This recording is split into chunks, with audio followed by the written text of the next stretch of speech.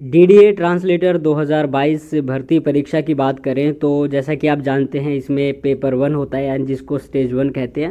फिर स्टेज 2 होता है, पेपर 2 होता है, उसके बाद में डॉक्यूमेंट वेरिफिकेशन होता है और एंड में आपकी फाइनल लिस्ट आती है जैसा कि एसएससी जीएसटी में होता है। हालांकि एसएससी जीएसटी इस बार थोड़ा अलग होने वाला है।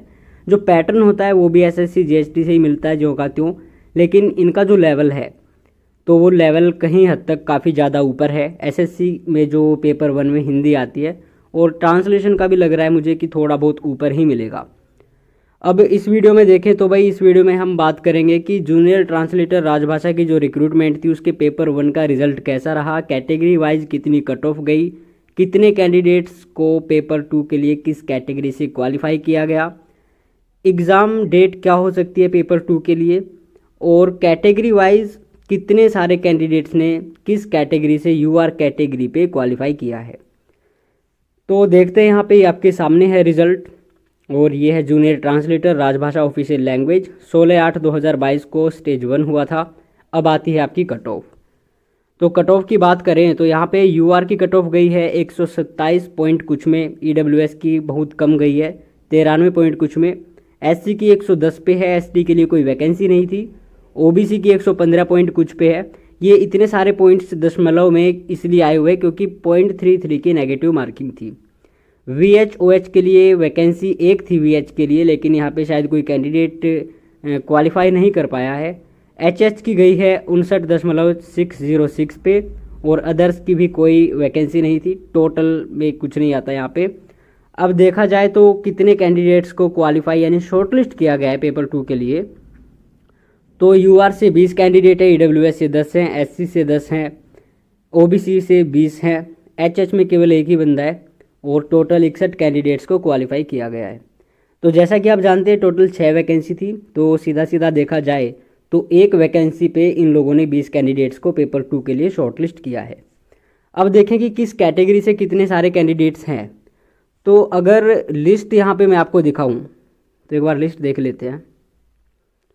तो इन्होंने कहा है कि लिस्ट हमने अपलोड की हुई है जो इसी पीडीएफ में अटैच आपको मिल जाएगी, और बाकी जो कैंडिडेट्स पेपर 2 के लिए शॉर्टलिस्ट किए गए हैं उनके मार्क्स अभी आए नहीं हैं और इन्होंने डाले नहीं है साइट पे, और ना ही पेपर 2 का कोई एडमिट कार्ड कोई एग्ज़ाम डेट आई है अब तक, लेकिन एक एक्सपेक्टेड डेट हम देखेंगे क्या हो सकती है।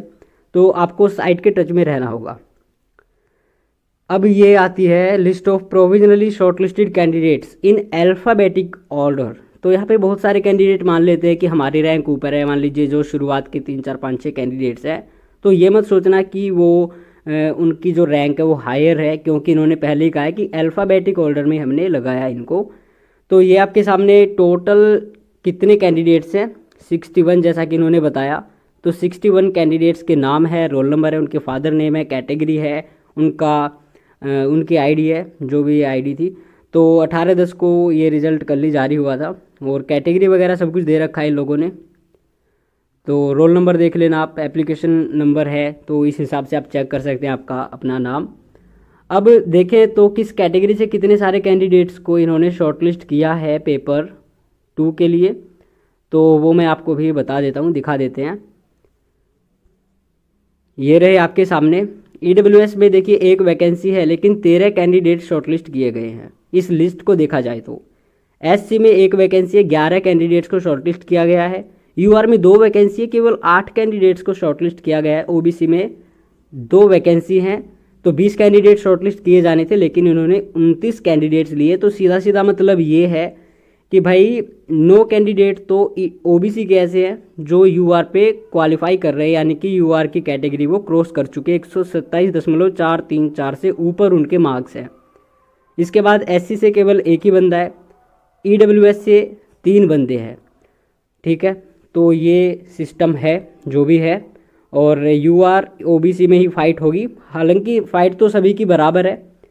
तो यूआर के केवल 8 ही कैंडिडेट थे, बाकी अदर्स से आ रहे हैं 13 टोटल कैंडिडेट्स, लेकिन एक कैंडिडेट यहाँ पे एचएच में चला गया है। तो वैसे तो कैटेगरी में माने जाते हैं, लेकिन इनकी जो एचएच वाली अदर्स वाली कैटेगरी होती है फिजिकल हैंडीकैप, तो उनको अलग से लिया जाता है। वैसे उनकी UR EWS SC ST OBC वाली कैटेगरी होती है, लेकिन एक सब कैटेगरी भी इनकी बना दी जाती है। तो ये एक इन्फॉर्मेशन थी आपके लिए। तो अब आपकी जो फाइट है, जो कैंडिडेट शॉर्टलिस्ट हो चुके हैं उनके लिए बता देना चाहते हैं, तो उनकी जो फाइट है वो 10 कैंडिडेट से, यानी कि बाकी 9 कैंडिडेट से है। एक वैकेंसी पे 10 कैंडिडेट्स लड़ रहे हैं, खड़े हुए हैं। तो आप, अगर आपका नाम इसमें है तो आपको छोड़ करके बाकी 9 कैंडिडेट से आपकी फाइट है। तो किस तरह से आपको तैयारी करनी है पेपर 2 के लिए? देखिए, पेपर 2 की एग्ज़ाम डेट कब तक पेपर 2 स्टेज 2 एग्जामिनेशन हो सकता है? आई थिंक जल्दी हो जाएगा, दिसंबर तक, लेकिन कुछ कहा नहीं जा सकता, क्योंकि 2016 में 2016 की रिक्रूटमेंट थी तो उसको 2018 में इन्होंने फाइनल किया था। लेकिन इस बार जहाँ तक है, जैसा कि सितंबर में एग्ज़ाम होना था, इन्होंने अगस्त में ले लिया, तो उस हिसाब से देखा जाए तो आई थिंक कि नवंबर में भी एग्ज़ाम हो सकता है, एग्ज़ाम डेट आ सकती है। दिसंबर तक तो हो ही जाएगा, कोई दिक्कत नहीं है। अब बात रहती है कि आपको तैयारी करनी चाहिए या नहीं करनी चाहिए। तो एसएससी जीएसटी में लगभग जितने सारे कैंडिडेट्स हमसे कनेक्टेड है, तो वो सभी लगभग तैयारी कर रहे हैं। तो आपकी तैयारी चल रही है। जो एसएससी में पैटर्न है, जो लेवल तो कह नहीं सकते, पैटर्न जो है, एग्ज़ाम सिलेबस जो है वो जो का त्यों आता है। 2 ऐसे आते हैं, 2 ट्रांसलेशन के पैसे जाते हैं, 200 अंक के होते हैं, 50-50 के, एक क्वेश्चन 50-50 के, यानी कि 4 क्वेश्चन होते हैं। तो आप आराम से तैयारी कर सकते हैं। जीएसटी की तैयारी करते रहो, इसकी भी तैयारी ऑटोमेटिकली होती रहेगी। कुछ विशेष पढ़ने की आपको आवश्यकता नहीं है। और अगर आप कुछ अलग ही पढ़ना चाहते हैं तो वो भी पढ़ सकते हैं, लेकिन तैयारी वाली कोई टेंशन नहीं है। तो आपको इस चीज़ के बारे में, इसकी कोई टेंशन आपको नहीं रखनी चाहिए, नहीं लेनी चाहिए। और अब देखते हैं कि कब ये अनाउंस करते हैं एग्ज़ाम डेट। आपके मार्क्स अभी तक आए नहीं हैं, जैसे ही आएंगे आपको इन्फॉर्म कर दिया जाएगा। कम्युनिटी सेक्शन में ऐसी छोटी मोटी चीज़ें जो है उनकी जानकारी दे दी जाती है। हमारे चैनल पे जो कम्युनिटी का ऑप्शन है, तो वहाँ पे पोस्ट वगैरह डाल देते हैं। तो अब आप देख सकते हैं कि कैसे आपको तैयारी करनी। बाकी तैयारी करते रहो, जीएसटी वाली तैयारी वही जो का त्यो आएगा। जब भी एग्ज़ाम डेट आएगी आपको पता चल जाएगा, आप भी साइट चेक करते रहे। अगर हमें कोई इस तरह की इन्फॉर्मेशन मिलेगी तो ज़रूर इस चैनल पे डाल दी जाएगी।